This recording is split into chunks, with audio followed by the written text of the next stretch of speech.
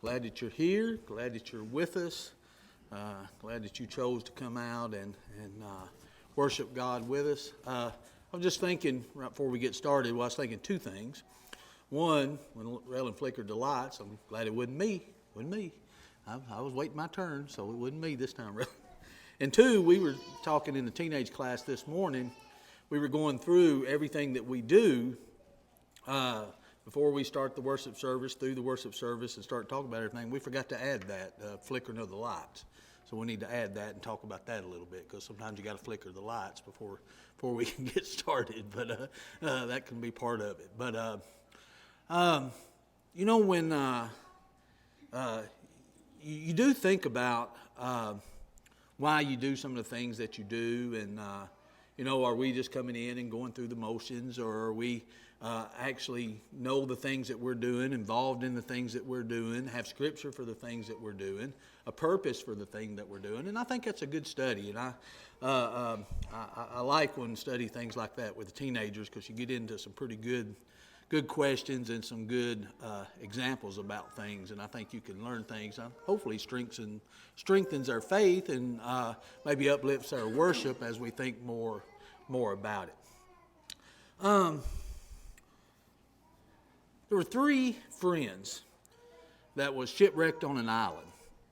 They were shipwrecked on this island for a while, pretty good while.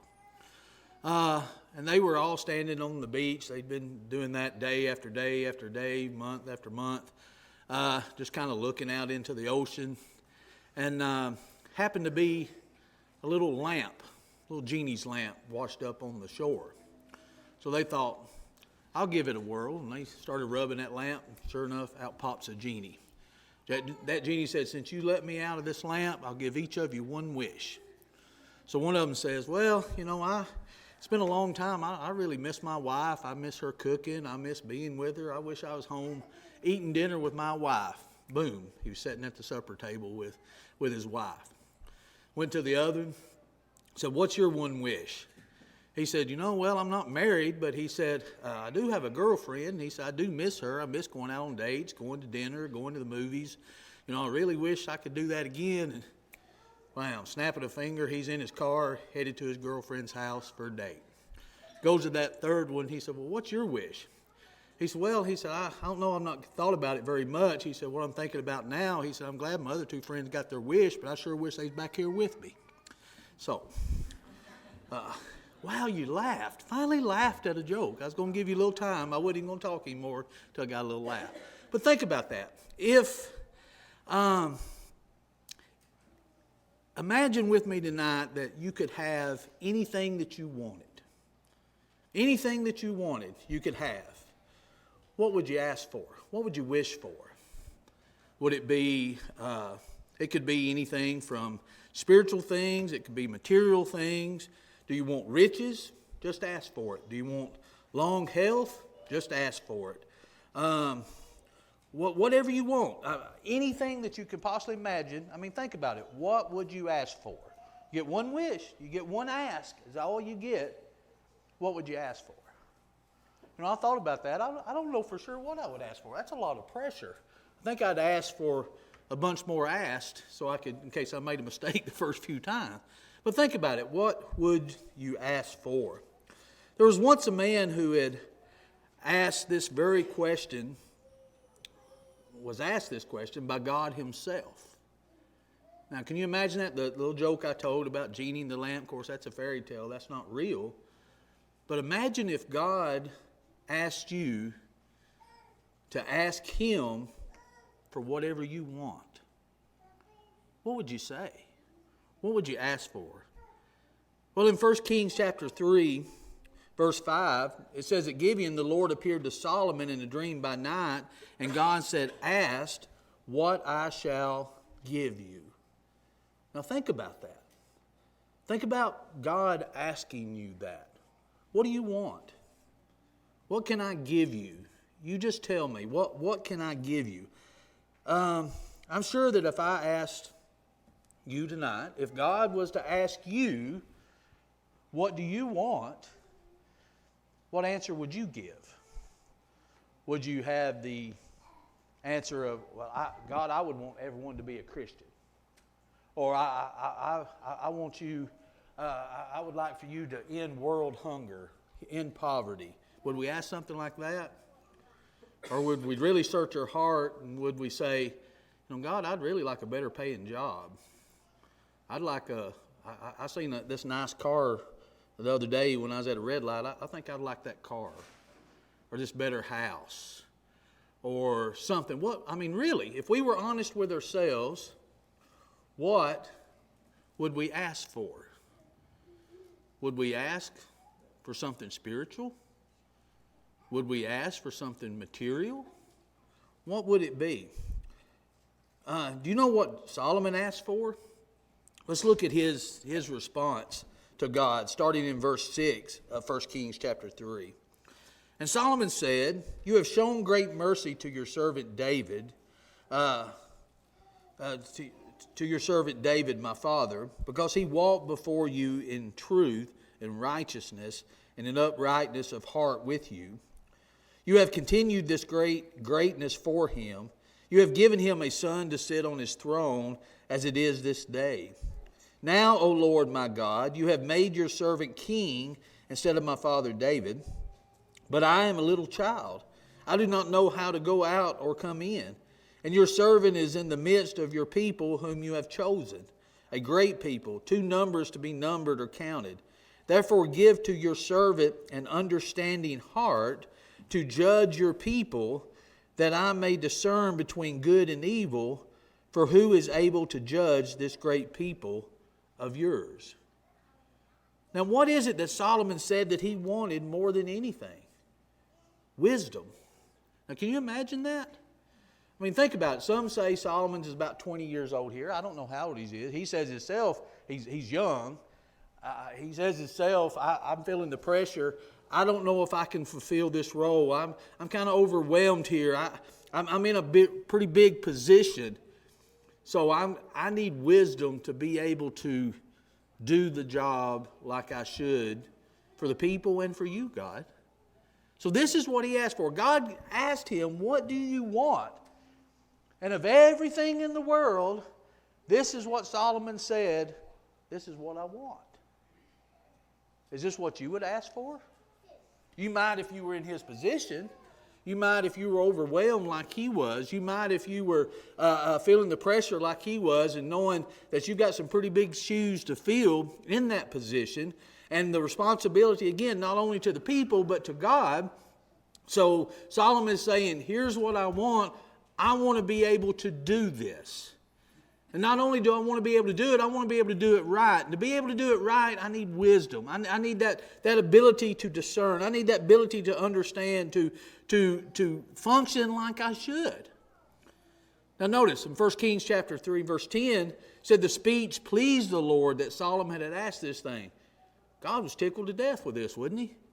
This is what Solomon wanted. He asked him. I don't know if it was a test for Solomon to see what he would say, but what Solomon said pleased God. God was happy with what Solomon said.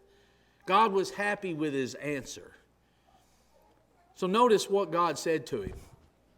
He starts here in verse 11. He says, "Then God said to him, because you have asked this thing, and have not asked long life for yourself, nor have asked riches for yourself, nor have asked the life of your enemies, but have asked for yourself understanding to discern justice, behold, I have done according to your words. See, I have given you a wise and understanding heart, so that there has not been any one like you before, nor shall any like you arise after you. And I've also given you what you've not asked for, both riches and honor, so that there shall not be anyone like you among the kings all your days.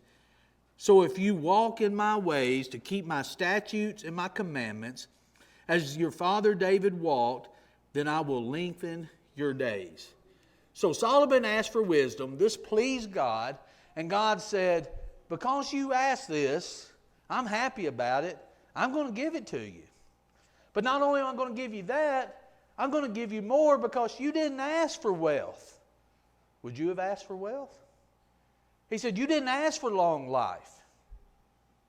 What about you or me? Would we have asked for long life? Or you didn't even ask for the life of your enemies. Now that's one probably I would ask for. God, give me 2 wishes. 1, I want long life, and 2, take them out. I've got a list. You know, he's telling Solomon, because Solomon's king, and being in the household of David, you know he's got many enemies. You know he's got all of these things that's going on. And God said, you didn't ask for any of this. And because you didn't ask for any of this, I'm going to give you riches anyway. I'm going to give you long life anyway. I'm going to make you so there's not going to be anyone like you before or after you.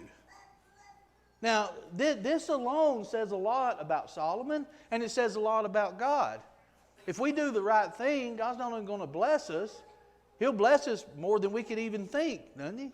Seek first the kingdom of God and His righteousness, and all these things shall be added unto you.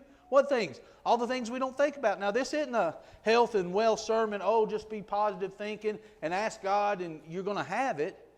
This is if we trust God, if we're doing the right thing is going to turn out in the end eventually with a great reward in heaven. Don't get any greater than that. But think about it. He was asked, what do you want? He said, I need wisdom. God said, I'm happy about that. I'm going to give you wisdom, and I'm going to give you much more than wisdom. Now, let's kind of fast forward here, where we get to near the end of Solomon's life. What sort of life do you think that Solomon had? Now, when God asked him, what do you want? And He tells him, Solomon's young then. Then we get to the kind of end of Solomon's life. What kind of life do we have in between there? What kind of life did Solomon live? Now, you'd think Solomon would have lived in such a way to where, you look at the beginning of his life, and if you've seen it, you'd say, well, here's going to be someone great. And he was. But as we see the end of his life, I think at the beginning, if I was around Solomon and all the wisdom, see the things he's done, I'd say, let's write a memoir here. Let's publish this. Probably make some money off of it. Well, we've got a memoir. We've got Ecclesiastes of Solomon going over all of his life, reflecting back on all of his life. And as he reflects back on all of his life's not exactly what you think it would have been. He indulged in pleasure. He indulged in, multiple wives. He indulged in anything that his heart desired. That's what Solomon did. He didn't withhold anything from himself. Matter of fact, what he said. If I wanted it, I took it. If I wanted to do it, I did it. It didn't make any difference to him. He was in a position he could do whatever he wanted to do. And that's what he did. Now, is that a good use of wisdom? Is that a good use of understanding? Is that a good use saying, well, I've got all this wisdom, got all this knowledge, I've got everything that I need, I'll just do whatever I want to do? Well, that's, I think, what we see that Solomon did. I think along the way, we see that Solomon may have forgot what was important in life until he got to the end of his life. When he got to the end of his life, I think he's like a lot of people when they face death, when something happens or they get closer in age where you realize there's more time behind you than there is in front of you, you start thinking of things a little bit different. You start looking back at your life. You start looking back at how you lived your life. And you start trying to put it in perspective, try to put it in focus, try to put it in a priority. And I think that's what we see with Solomon in Ecclesiastes. But what I want us to do tonight is I want us to look at Solomon's main idea for the whole book. I think the main idea in the whole book is pretty much what is life? Is it really worth living? Well, what is life all about? What's the purpose of life? I think that's the whole gist of what Ecclesiastes is. So let's look at Ecclesiastes chapter 1, begin at verse 1 here. It says, the words of the preacher, the son of David, king in Jerusalem. Vanity of vanities, says the preacher.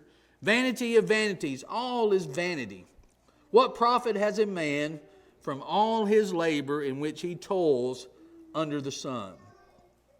Now what I want us to do, I want us to look at a few key statements in just these 3 verses tonight.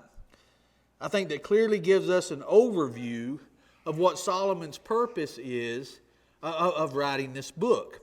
The first one is vanity. He's saying, some translations even say meaningless. It's meaningless. Now in the Hebrews, if you repeat a word once, that's for emphasis. But here in this verse, he repeats it, 5 times? It's vanity. It's vanity. As I said, some translation is it's meaningless. Life is meaningless. Can you imagine looking back and looking over life and saying, it's all just vanity? It's all just meaningless. Now, is that a way for a wise person to look at life? Is that the way that we should look at life? When you think about Solomon's description of life here, he just pretty well says it's meaningless. It's like a vapor. That's what James says. Life is but a vapor. It appears for a little time, then vanisheth away. Solomon even takes it a little bit different. He said life is the vapor itself. It doesn't do anything. It's just meaningless. Now what we're going to see is the reason Solomon says this from the point of view of us and what we focus on, or what our priorities are, or how we live our life. If we live our life in this certain way, it's useless. It's meaningless. It's worthless. It doesn't mean anything. So maybe what we can ask ourselves tonight by the time this lesson is over is my life worthless? Is my life meaningless? Is there any purpose to it at all? Well, Solomon gives us some advice when it comes to that. Again, it's a pretty blunt conclusion that Solomon comes from.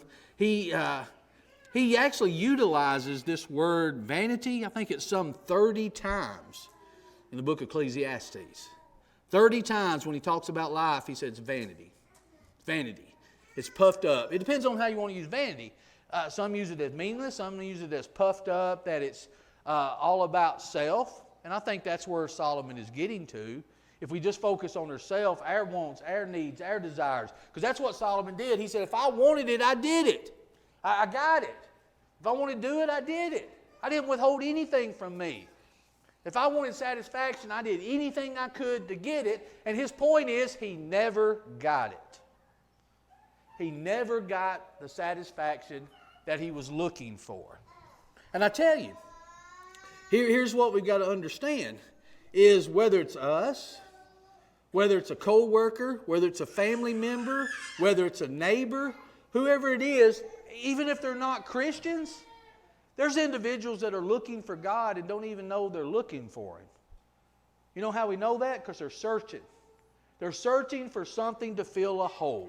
They're searching for something to fill a void. They think if I just do this, that will fill this void. Whatever it is, that's going to fill that void. And they do that, but it don't fill the void. So they do something else. They search, they move, they search, they move around, they search, and they're looking over here, they're looking over there, they're grasping onto this, they're grasping onto that, and they can't find it. They're going everywhere looking for it. They don't realize they're looking for it. We don't realize we're looking for it, but we're looking for something. How do I know they're looking for God? Because God, as we're going to see, is the only one that can fill that void.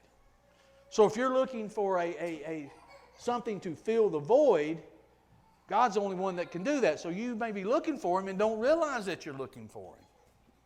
But that's the conclusion that Solomon is coming to here. What Solomon is saying is that when he considers his wealth, when he considers his work, when he considers even his wisdom, in fact, everything in his life, he comes to this conclusion. Look in Ecclesiastes 2 and verse 11. Here's the conclusion. Then I looked on all the works that my hands had done, on the labor in which I had toiled, and indeed all was vanity and grasping for the wind. There was no profit under the sun. He said, I considered my works, I considered my labors, I considered everything I've done. It's like grasping on the wind. What have you got? You've got nothing. You're grasping for it, but when you look at it, you're not holding on to anything. It's not there. You know, you look at the wind, you can't see it. I was watching up late the other night, and there was a new series of documentaries on Dale Earnhardt. I'm always a big race fan, so I had to watch that. They always said he wore his, he always wore an open-face helmet, and he said he wanted to do that so he could feel the air. And they'd always tease him and said he's the only one on the racetrack could actually see the air. He could see it, so he knew how the cars move and everything. Well, he couldn't see air. We can't see air. We can grasp at it. We can think we can control it, but we can't. We grab it, and it's nothing. As he says here, that's what Solomon says. There's no profit under the sun. It's like grasping for the wind. It's to no avail. We can flail around all we want to, but it does no good. But we're trying. We're trying. We spend a lot of energy, a lot of time, a lot of pursuit and grasping for it. In the end, when we look, we got the same thing that we started with. Nothing. It doesn't amount to anything. And that's what Solomon is saying. So when he says it's vanity, he says it's all for nothing. But then notice the next phrase. What profit has a man, he says. So in doing all of that, and going after every pleasure that you want, going after and doing all of these things, what profit is it in the end? In the end, what profit do we get at? Many people are climbing the ladder of success. And what happens when they get to the top? You know what happens? They find out that the ladder's leaning on the wrong wall. They did all that for nothing. Now, I'm not knocking success. I'm not knocking doing things in the world. Solomon's talking about if this is what you're pursuing, this is what you're trying to grasp. You know, you're trying to. It's like what is that? The pursuit of happiness. How do you pursue that? Really? Oh, I have this goal because if I pursue this path, I get here and that's going to make me happy. It sounds good. Maybe we all talk about that on Wednesday night, one of the scams that's out there. It sounds good, the pursuit of happiness. How do I pursue happiness? Well, actually think, okay, this is going to make me happy if I just get to here. Well, you get to there, are you happy? If I could just get to here, well, we get there, does that satisfy us? Now, can I enjoy my life along the way? I'm talking about if that's what I'm pursuing, happiness itself. Happiness is a byproduct. You know, blessed is he. You know, you can go through the blesseds there in Matthew. It's a byproduct of living the way that we should. Living for God, that's where happiness comes. But what Solomon is saying, under the sun now, he says, what profit is a man? What does it profit? What am I gaining from it? Is it meaningless or not? There's things that we do on this earth, if our labor is meaningless as far as this life is concerned, what is there? Well, notice how Jesus says it in Matthew chapter 6. It says, don't lay up for yourself treasures on earth where moth and rust destroy and where thieves break in and steal. But lay up for yourself treasures in heaven where neither moth nor rust destroys, where thieves do not break in and steal. For where your treasure is, there your heart will be also. You know what Jesus is saying? What you're chasing, what you consider your priority, what you consider treasure to you, that's where your heart's going to be. And if it's of the things of this world, that's where it is. But what happens? Moth and rust, thieves, nothing. It's going to be gone. Isn't that what Solomon says? Here's all this work that you do. Here's all these things that you do. Here's all these things that I've pursued. Here's all these things I've done in my life. What do I really have in the end when I'm facing death? When I'm facing the end, did that matter? Does it matter when I stand before God and say, God, I got everything I desired. Wanted that car, I got it. Wanted that house, I got it. Wanted that trip, I took it. Wanted this, I did it. Now, are these bad things? No, not bad things at all. But if that's what I consider my treasure, and that's what I'm banking on, that's where all my eggs are in that basket, what am I holding at the end? Where's it going to be then? And I think that, again, that's what Solomon is saying. In our scripture reading, Mark 8, verse 36, remember what Brian read just a few moments ago? What profit is it to a man if he gain the whole world and lose his soul? Or what will a man give in exchange for his soul? Say you get everything that you want, but you lose your soul, what do you have? What's left? What really matters? You got everything that you wanted. And I've not seen too many where I just thought had more money than what they can do with, I guess. I don't know. I don't know what you consider rich. I used to work with a guy all the time. He talked about how much money he thought somebody had. So much. What's rich? Who knows? But I've seen a lot of unhappy ones that I thought had everything they wanted. They were miserable. They were unhappy.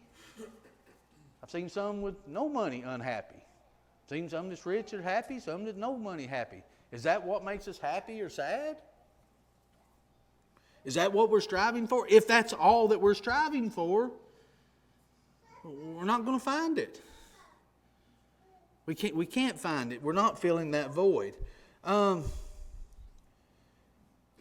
We can live any way we please until a brush of death comes and makes us reevaluate life, doesn't it? Death is a judge who questions the worthiness of our lives, doesn't it? Death is someone said, a litmus test, indicating the quality of the way we lived our life. Death's a knife that divides the world into the fearful and the unafraid, the remorseful and those at peace, the angry and the accepting, the hopeless, the hopeful. When we're faced with it, being at a funeral home, if I've heard it one time, I've probably heard it I don't know how many times. There's two things you hear all the time at funeral home. One of them's Vince Gill. I mean, you got to have Vince Gill, go rest high on the mountain. And the other is the dash. A preacher will talk about the dash at the cemetery. You know, you got the birth date, you got the death date, and you got that dash in the middle. And they said that dash is what's important, how you live your life. I don't agree with that. I think it's that death date what's important. Now, how you live your life in the middle determines that last date, but that last date is final. That's what matters. When that date comes, what do we have? When that date comes, where are we at? I think that's why Solomon wrote Ecclesiastes here. I think that's what he's teaching. That's what he's telling. That next one coming up is, here's how I live my life.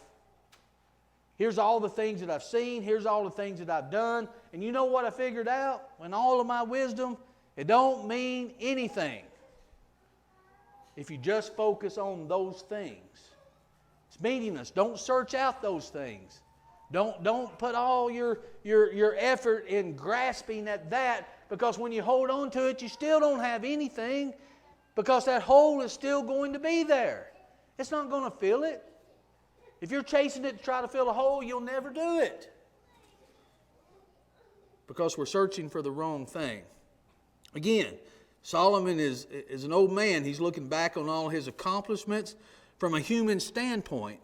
Solomon has accomplished a lot in his life. He's been king over Israel, built great buildings, accumulated great wealth, lived life to its absolute fullest.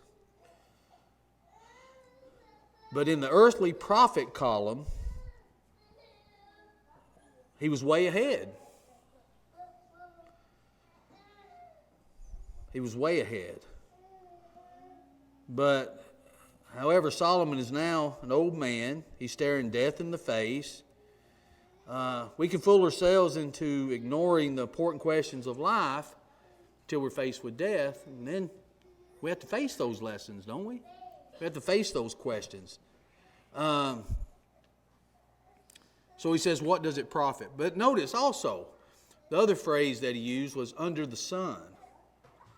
Solomon says that there is a specific understanding of under the sun. The phrase occurs 29 times in the book of Ecclesiastes. Solomon is letting us know that he is looking at life from an earthly viewpoint. He said if all of our treasure, if everything that we're striving for is under the sun, it's not going to amount to anything. As Jesus said, rust, moth, thieves, they're going to come in and get it anyway. And as Solomon puts it, you're going to die, somebody else is just going to get it. Somebody else is going to do something with it. You built this great building, somebody's going to come along and tear it down. Built this great statue to yourself, somebody's going to come along, knock it down, and build another one. You accumulated all this wealth, somebody else is going to spend it. Now, did you enjoy it? Yeah. But he says from an earthly standpoint, when it comes to the end, what do you really have? A great statue, great building, a lot of money. But what's that going to do for you in the end? In Psalms 37, verse 4, David says it this way, delight yourself also in the Lord, and he shall give you the desires of your heart. See, he uses the phrase under the sun or under heaven. He's contrasting a life lived on an earthly perspective with one lived from a heavenly perspective. One lived from a heavenly perspective is understanding this is just life here. There's something beyond. And when we realize there's something beyond this, it makes this here a little bit more worthwhile. It makes this life here under the sun worth living. Because Jesus said, I came to give you life and give it to you more abundantly. And he wants us to live an abundant life. But not like Solomon is talking about here. I think that's what Solomon is trying to say. The abundant life is not found in things. Things are enjoyable. Things are nice. They're nice to have. But if that's all that you want, you don't really have anything. That's not the abundant life. The abundant life is living this life. Remember the first conversation I had with Solomon and God? He said, you looked after my father David because he followed your will. And God said, I'm going to give you these things if you continue to do that. See, it was conditional on, I'm going to be with you, Solomon, as long as you're with me. As long as you're following me, this is what I'll do for you. And Solomon realizes that's all it's about. Because you get to Ecclesiastes chapter 12, and look at verse 1. He says, remember now your Creator in the days of your youth before the difficult days come, and the years draw near when you say, I have no pleasure in them. Notice how he says, and I like how he puts this, remember your Creator. He didn't say, remember God. He didn't say, remember your Lord. He said, remember your Creator. Now, is it the same one? Yeah. But I think he uses this for a purpose. Remember your Creator. Remember you were created and you have a Creator. You remember Him. And if you remember Him, especially starting in your youth, that's going to be a lot better for your life. You keep God close to you, you remember that Creator. And that's what Solomon gets back to. I've done all of these things, but you know what it boils down to? Don't forget about your Creator. You're just a creation. We're special to God, but we're His creation. He's the Creator. He said, remember that in your youth. Then he goes on down to verse 6. And in verse 6 he says, remember your Creator again before the silver cord is loose or the golden bowl is broken or the pitcher shattered at the fountain or the wheel broken at the well. In other words, you remember God when you're young, but you also better remember Him when you're older too. In other words, remember God. Remember your Creator. That's what it's all about. And that's why he said in verse 13, Remember when he comes to the conclusion? He said, let's hear the conclusion of the whole matter. Fear God, keep His commandments, for this is man's all.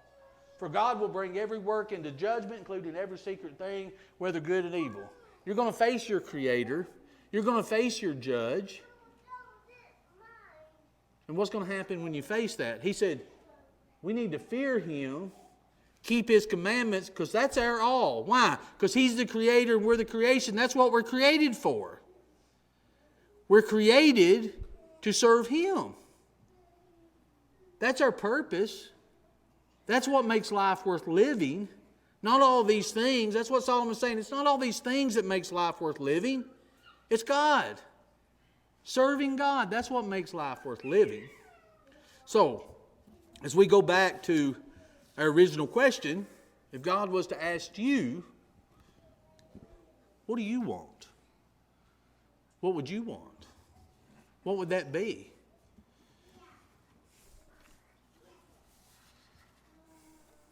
You know, Solomon is a great lesson, I think, for us. Maybe you're here tonight and you're putting off obeying the gospel. What are you putting it off for? What reason? What are you holding on to? What are you saying, this is worth more than my soul? Solomon done shows us there's nothing. There's nothing worth it. Say you get whatever you're holding out for. What does it matter in the end? It doesn't. All that matters is keeping His commandments. By having faith in Him, repenting of our sins, confessing that Jesus is the Son of God, being baptized for the remission of those sins, and living that faithful life to Him. You have an opportunity to do it tonight. Don't grasp for the wind. Grasp for Him. Remember what Isaiah said? It's not that His hands are too short that He can't grab you. It's not that His ears are stopped up and He can't hear you. It's your sins that separate you from God. That's what's holding you back. Let that go. Wash them away. Maybe you're here tonight and you've done that, but you strayed away. Maybe you forgot what's important in life. Maybe you're grasping at the wrong thing. You're not walking in the light anymore. You can come back to Him tonight.